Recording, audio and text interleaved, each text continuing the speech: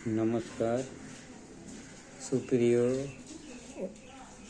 ছাত্র ও অভিভাবকবৃন্দ, তোমরা কেমন আছো? আজকে নিয়ে এলাম আবার একটি ভিডিও অনেক দিন পর।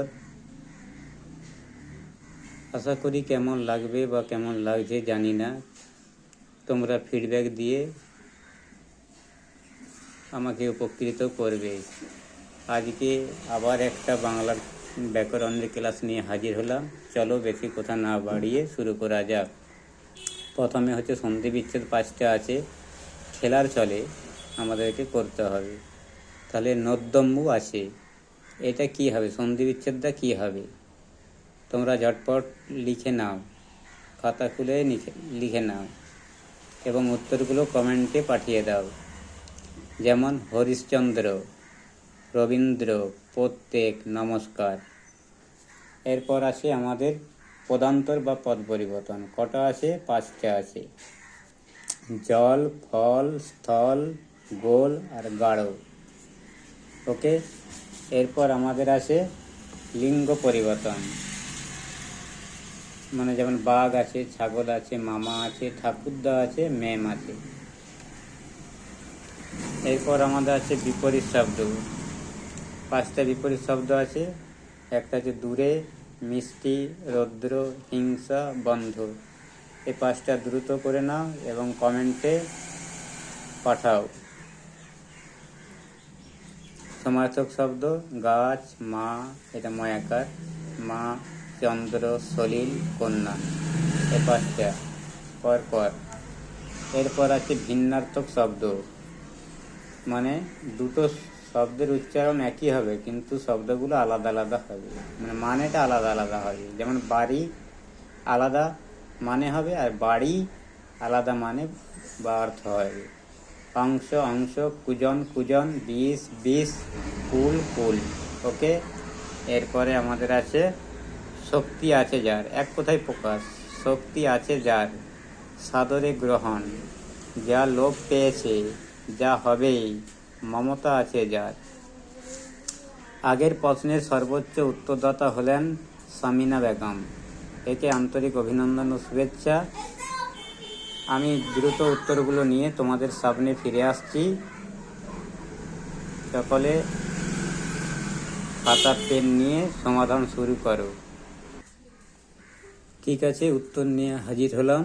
যেমন নদ্যম্বু, নদী যুক্ত অম্বু মানে নদ্যম্বু, সন্ধি বিচ্ছেদ হয়ে গেল। হরিশ্চন্দ্র, হরিশ যুক্ত চন্দ্র, হরিশ্চন্দ্র।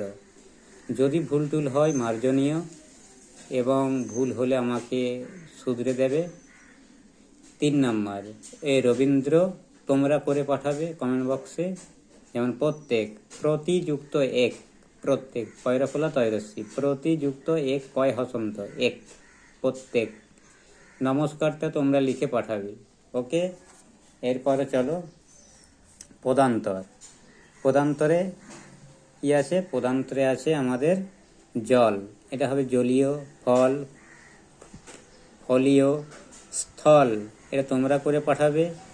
গোল গলীয়, আর গাঢ়, এটা তোমরা করে পাঠাবে, কমেন্ট বক্সে পাঠাও। সর্বোচ্চ উত্তরদাতাদের নাম ঘোষণা করা হবে পরের ভিডিওতে।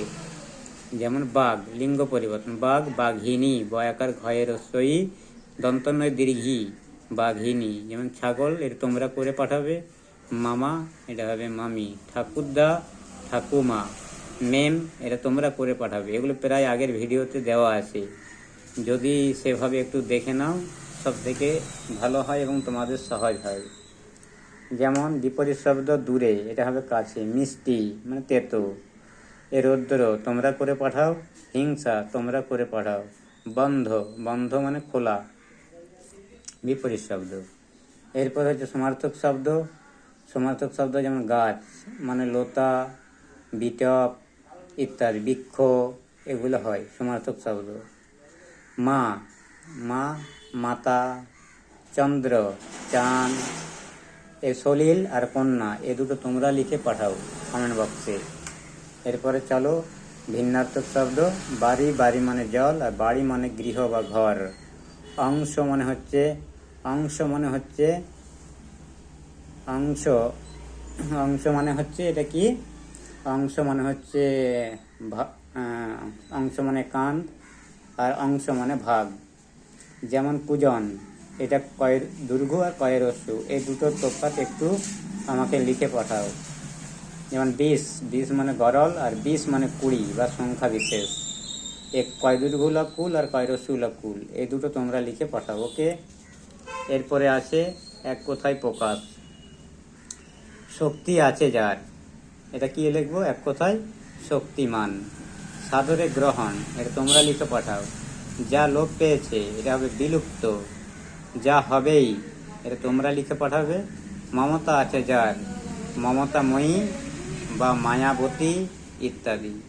ওকে, তোমরা ঝটপট কমেন্ট বক্সে লিখে ফেলো। সকলকে অনেক অনেক অভিনন্দন, শুভেচ্ছা। এইভাবে লাইক, কমেন্ট ও সাবস্ক্রাইব করে আমাকে উৎসাহিত করো এবং কেমন লাগছে তা জানিও। ধন্যবাদ।